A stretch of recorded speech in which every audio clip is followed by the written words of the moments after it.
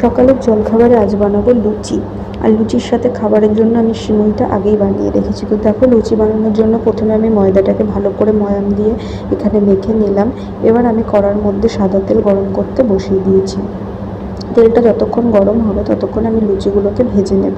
তো প্রথম লুচিটা আমার গোল হয়নি, আর দেখো সেকেন্ড টাইম আবার বেলার পরে গোল হয়েছে লুচিটা।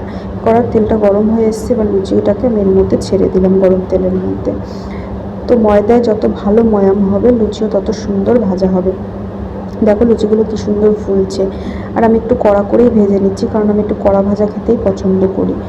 তোমরা কারা কারা আছো আমার মতো লুচি খেতে ভালোবাসো, আমাকে অবশ্যই কমেন্ট করে তোমরা জানিও। আর এইভাবে দেখো আমি একের পর এক লুচিগুলোকে ভেজে নিচ্ছি। এই যে এইভাবে আমার লুচিগুলো প্রায় ভাজা হয়ে এসছে। এই দেখো প্রায় অলমোস্ট ভাজা হয়ে গেছে সবই। এবার আমি খাবারের জন্য থালার মধ্যে বেড়ে নেব।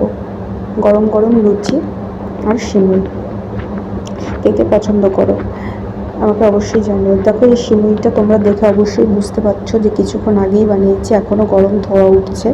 এই যে সকাল সকাল সিমুইয়ের ভিডিওটা দিতে পারিনি, কারণ ছেলে প্রচণ্ড কান্না করছিল। এই যে দেখো আমি প্লেটে খাবারটা বেড়ে নিয়েছি, আমি খেতে থাকি। তোমরা ততক্ষণ আমার ভিডিওটা লাইক, কমেন্ট, শেয়ার, সাবস্ক্রাইব করে দাও।